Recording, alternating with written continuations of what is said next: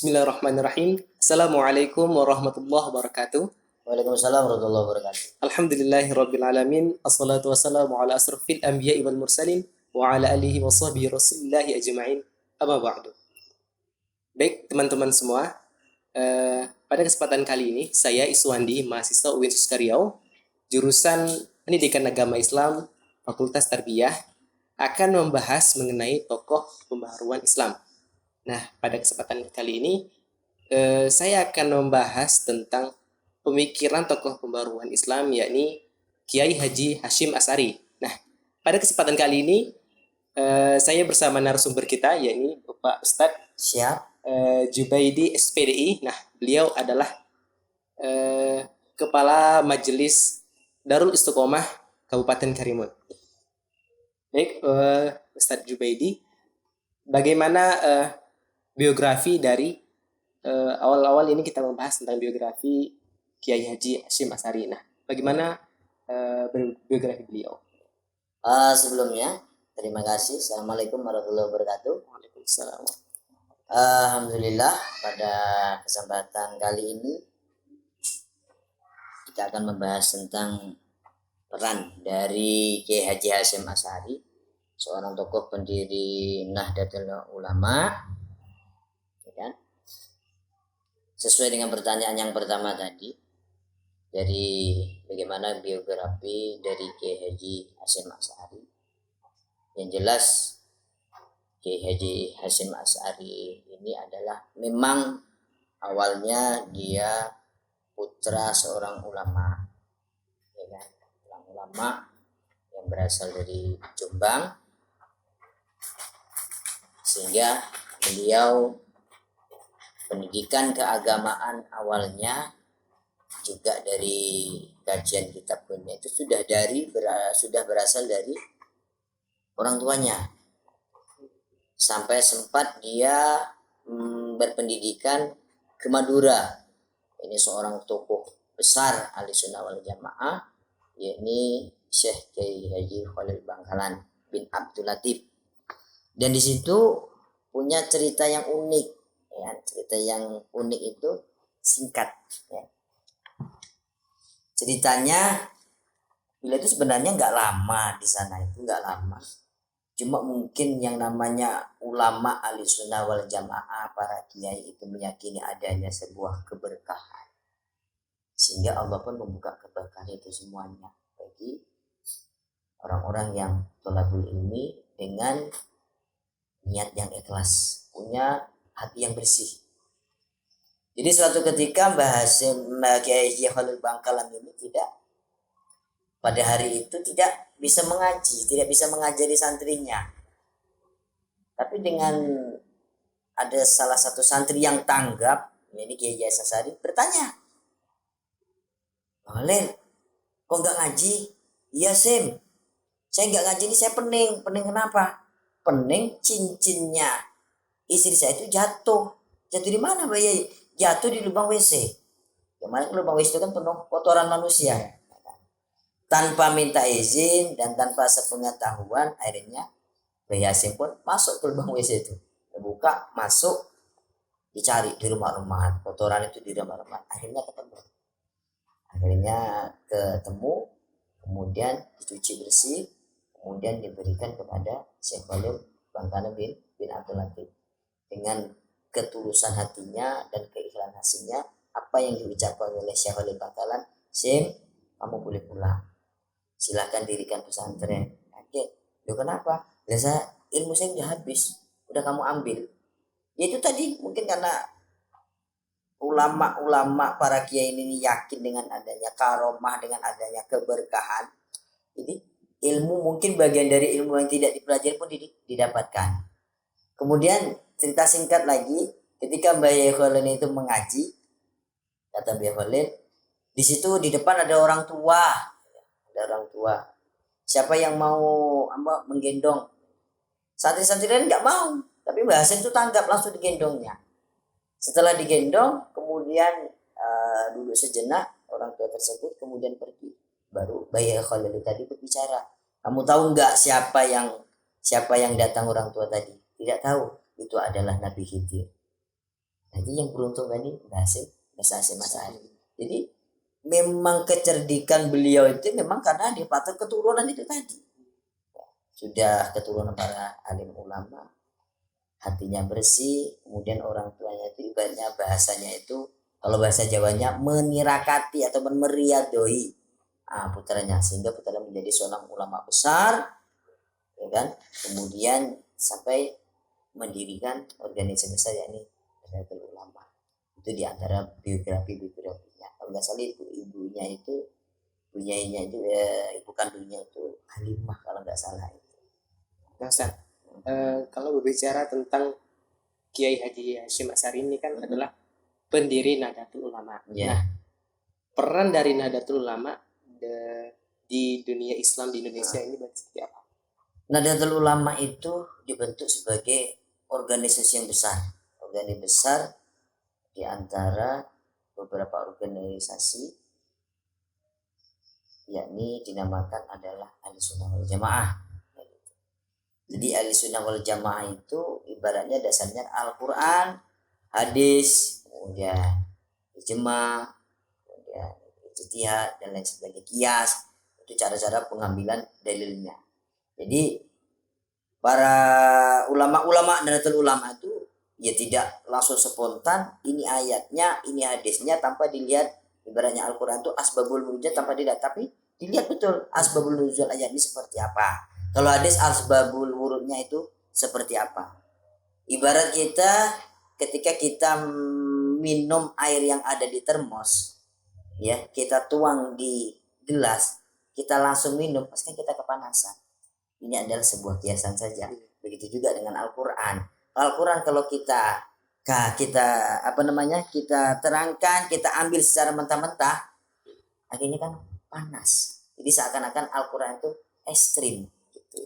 Tidak semuanya Al-Qur'an itu ekstrim. Ada ayat-ayat yang menyenangkan, ya kan seperti itu. Jadi ulama Hasyim Asy'ari adalah pendiri NU Nahdlatul Ulama. Nah itu yang sekarang ini mungkin lebih dikejar diteruskan oleh seorang ketua sufi sedunia yang diangkat pada tahun 2018 ya, yang ada di Pekalongan, Maulana Habib Lutfi. Karena Maulana Habib Lutfi pernah pengen, dia tidak mau mengurusin Nahdlatul Ulama, ya nggak mau mengurusin itu, ya kan? Dia cuma pengen mau mengajarin orang-orang yang sholatnya masih salah. Tapi nggak taunya suatu malam dia didatangi oleh Rasulullah. Apa kata Rasulullah? Udah, kamu pokoknya ngurusin Nahdlatul Ulama. Maka sekarang ini yang gencar-gencar untuk pengurusan Nahdlatul Ulama itu adalah Maulana Habib Lutfi. Ibaratnya kata seorang ulama dari Sarang, Kiai Haji Maimun Zubair itu, yang santrinya sekarang lagi viral ya Gus Bah itu. Kalau Adi Hidayat bilang manusia Al-Quran itu luar biasa. Ibaratnya nggak sekolah, nggak kuliah, tapi nur sinyal ya di negara-negara itu, di negara luar itu luar biasa. Apa kata beliau? Kalau mau ikut keturunan Rasulullah, Habib Jawa yang suka dengan kutub budaya itu Maulana Habib Lutfi. Maka tahun 2018 terakhir kemarin diangkat menjadi ketua sufi sedunia. Itu pun dapat sinyal dari Allah Subhanahu wa taala, seorang ulama luar itu bermimpi nanti akan ada seorang yang memegang toriko, yang mana ketika toriko ini dipegang, itu torikonya akan menyebar luar biasa. Siapa beliau? Ini Maulana Habib Lutfi. Maka ada pertemuan di Pekalongan ini, pertemuan kebangsaan, ya. Jadi ulama dari Syria datang semuanya. Mereka adalah murid toriko semuanya, luar biasa. Jadi Ustaz, kemudian Nahdlatul Ulama ini kan sudah ada sejak zaman dahulu. Ya. Bahkan saat pada masa penjajahan pun sudah ada. Nah, apakah ada peran dari Kiai Haji Hasyim Asy'ari dalam kemerdekaan Indonesia? Nah, kalau masa itu jelas ada. Jelas ada. Ya, jelas ada itu. Karena Indonesia ini untuk masa-masa kemerdekaan tidak akan terlepas dengan para alim ulama. Ya, ini terutama seorang tokoh besar Nahdlatul Ulama, Kiai Haji Asy'ari ditambah dengan Kiai Haji Wahab Hasbullah, kemudian Kiai Haji Zainuddin Mojosari yang lebih terkenal sebagai Wali Abdal pada waktu itu, Yang sempat Kiai Hasyim Asy'ari itu mengirimkan surat. Kenapa mengirimkan surat? Hasyim Asy'ari bayi pakai kemudian Bayi Rasulullah ingin mengirimkan surat kepada Bayi Zainuddin. Kenapa? Karena Bayi Zainuddin itu pada waktu pelaksanaan imtihan di akhir tahun dengan masyarakat minta mengadakan jaranan. Ya sementara jaranan itu kan ibarat zaman dulu kan masih menggunakan ya kayak gitulah, sehingga tidak diperbolehkan. Tapi sementara Bayi Zainuddin membolehkan pada waktu itu. Dan mendengar itu Bayi Hasyim itu menulis surat. Ketika menulis surat selesai tertidur. Ketika tertidur pada waktu dia tertidur bermimpi bersolat jamaah dengan Kiai Haji Zainuddin Mojosari di daerah Kabupaten Nganjuk. Nah pada waktu sholat jamaah yang jadi imam itu bukan Bayi Hasyim Asy'ari, bukan Bayi Habibullah, bukan Bayi Fakih, tetapi yang menjadi imam adalah Kiai Zainuddin Mujasari. Karena melihat dalam mimpi Bayi Zainuddin Mujasari itu menjadi imam, suratnya nggak jadi dikirim. Berarti kan ibaratnya tingkat makamnya itu sudah berbeda. Nah itu. Jadi kalau masalah untuk negara ya jelas orang Pancasila saja. Ketika Hasyim Asy'ari ditanya Pancasila, dia sempat ya sholat istikharah. Pada rakaat pertama membaca surat At-Taubah 41 kali. Kalau kita udah gak sanggup ya, kita sholat tasbih aja setahun sekali, wallahu a'lam. Di rakaat kedua baca surat Al-Kahfi 41 kali. Nah, ditambah membaca puasa 3 hari, membaca surat Al-Fatihah sebanyak 300 baca surat Fatihah pas pada waktu bacaan iyyaka na'budu wa iyyaka nasta'in. Iyyaka hanya kepadamu ya Allah, na'budu kami menyembah. Wa iyyaka nasta'in dan hanya kepadamu ya Allah, nasta'in kami minta pertolongan. Nah, pada lafaz iyyaka na'budu wa iyyaka nasta'in itu dibaca 350. Siapa yang sanggup? Itulah luar biasa ya riadonya. Sehingga Pancasila ini itu semuanya bukan ala-ala dari Hasyim Asy'ari dari ulama, itu memang sudah diridhoi oleh Allah Subhanahu wa taala. Karena sebelum itu sudah diridhoi diriadai oleh Hasyim Asy'ari, mahasiswa isyarat puasa 3 hari. Walaupun kalau kita cerdas sebenarnya Pancasila itu berdasarkan Al-Qur'an semuanya. Ya, sila pertama ketuhanan yang Maha Esa, qul huwallahu ahad, Allahus samad, lam yalid walam yulad. Sila kedua apa itu? Ketuhanan yang Maha Esa, kemanusiaan. Nah, kemanusiaan yang adil dan beradab, persatuan Indonesia. Kalau sudah bertasawuf ayat berarti wa'tasimu bihablillahi jami'an wala tafarraqu. Kemudian tentang masalah musyawarah sila keempat, wasawirhum bil amri fa iza azamta fatawakal Allah, dan seterusnya. Itu berdasarkan Al-Qur'an semuanya. Itu kan berarti kalau berdasarkan Al-Qur'an jelas itu mendapatkan keridhaan dari Allah Subhanahu wa taala. Itu luar biasanya. Sampai-sampai dia tulabul ilmi itu dia mendapatkan sanad yang ke-24 dari Imam Al-Bukhari dan Imam Muslim. Nah itu kan luar biasa. Malah apa? Kita Maktabah Samilah hafal semua, Imam Abu Daud dan sebagainya. Dan kalau sekarang malah jadi salah-salahkan mengadakan kultur budaya yang tidak ada pada zaman Rasul, itu sebuah hal yang salah. Jadi sampai-sampai membuat ormas itu jadilah beliau itu sebagai pencetus resolusi jihad, yakni pada tanggal 22 Oktober, yang mana pada saat ini resolusi jihad itu sebagai ulang tahun santri 22 Oktober. Sekarang kalau udah di pesan-pesan di mana-mana kan ada kan, Kabupaten Karimun ada, di Pekanbaru ada, di Batam ada, di Jawa, pokoknya yang mana ada pesantren ada santri pasti akan mengadakan 22 Oktober itu adalah hari santri. Yang pada waktu itu 22 Oktober pada tahun 1945. Sekarang udah tahun berapa? Kan luar biasa. Nah, itu lah perjuangan beliau. Di antara perjuangan beliau yang lain, ya zaman dulu penjajah pakai senjata, ulama-ulama kita tidak. Ada kan? Iya. Tidak. Tapi kenapa? Penjajah-penjajah bisa kalah? Bahasa Mesir bukan pakai selawat badar. Salatullah, salamullah. Ditembak enggak mempan. Dan sebagainya. Yang dulu baca bismillah enggak fasih, tapi mustajab luar biasa. Bacanya apa? Bismillahirrahmanirrahim. Tapi karena memang dengan keyakinan kepada Allah, hati yang ikhlas, semuanya akan terkabul. Nah sekarang kita pakai tartel, pakai apa? Baru ditakutin sama hantu dan terketing-keting. Langkah 1000 kata orang Melayu. Iya. Nah, itulah di antara apa namanya beliau itu termasuk adalah pejuang kemerdekaan Indonesia. Maka Indonesia ini tidak hanya para umara saja, tapi ulama juga berjuang. Itu yang pertama kali untuk berjuang adalah para ulama. Mengadakan organisasi dulu itu adalah para ulama dengan melalui santrinya, sehingga sampai ada perdebatan antara Buya sama Muslim. Buya Hizbullah menanyakan apa kita harus hukum jihad. Jadi jihad itu pada waktu itu dihukumi dengan fardu ain, bagi per individu semuanya punya kewajiban untuk berjuang, bukan fardu kifayah. Kalau fardu kifayah Basim aja berjuang, yang lain nyatanya itu udah perwakilan. Nah, tapi kalau saya fardu ain ya individual semua.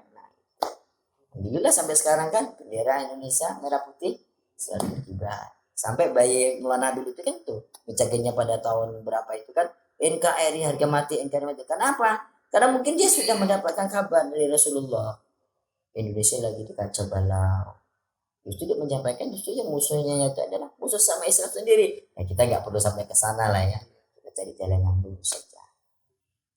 Memang dari kemerdekaan Indonesia ini peran ulama itu sangat penting. Sangat penting. Maka kebiasaan sekarang ini ya ulama dengan umara tetap harus menyatu. Bahkan di NU itu sendiri ada selawat yang menceritakan tentang cinta negara. Iya itu Jalal Waton itu. Ya kan itu semua dari ulama-ulama ulama ahli sunnah wal jamaah ya, ini Nahdlatul Ulama itu sendiri. Ya mungkin menurut mereka itu lagu yang salah, tapi kan maknanya itu kan membela negara. Jalal Waton itu. Karena dilihat dari maknanya Ustaz. Iya, jangankan di NU, semua kepolisian tentara pakai lagu itu semuanya. Kalau dia sudah masuk. Nah kan gitu. Bukan karena orang-orang apa namanya? Entah orang kopla, entah orang apa itu yang beranting-anting bertato, apa namanya itu? Anak pang. Nah, mungkin anak pang sudah paham dengan lagu-lagu itu, Pak. Ya mereka suka manganya udah biarkan saja. Nggak ada masalah. Yang penting dia cinta negara. Maka jangan sampai kultur budaya di Indonesia ini dihilangkan. Kalau kultur budaya ini dihilangkan, maka akan sulit untuk memberikan apa namanya untuk ikut kecintaan kepada negara kan sulit. Karena ulama-ulama dulu Wali Songo itu tadi buat perkumpulan, ya kan? Kalau zaman sekarang ini malah juga yasinan, ada majelis. Jadi kalau udah ngumpul enak menyampaikan, kan begitu.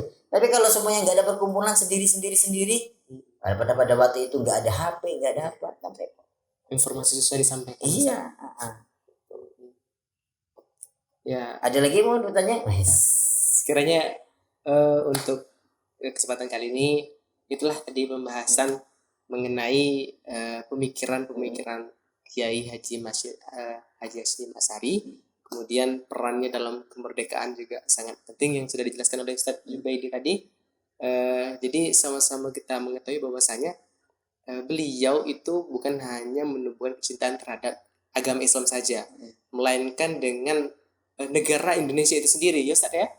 Jadi bukan Islam saja dicintai, tapi juga negara Indonesia. Nah, itulah ya, karena kan ini tadi kita kan hidup kan bernegara dan beragama di Indonesia ini kan, ya kan. Maka kita dua yang harus kita bela, agama iya, negara iya. Kita kan bukan negara Islam, tapi negara yang berlandaskan Islam. Baiklah, mungkin hanya sampai di sini saja pembahasan kita pada kesempatan kali ini. Semoga apa yang disampaikan oleh Ustadz Jubaidi dapat bermanfaat dan menambah wawasan kita semua tentang bagaimana pemikiran, kemudian apa peran dari Kiai Haji Hasyim Asy'ari. Baik, cukup sekian Ustadz ya. Terima kasih atas waktunya Ustadz. Semoga berkah. Baik, saya tutup. Mohon maaf atas segala kekurangan. Wabillahi taufiq wal hidayah. Assalamualaikum warahmatullahi wabarakatuh. Waalaikumsalam warahmatullahi wabarakatuh.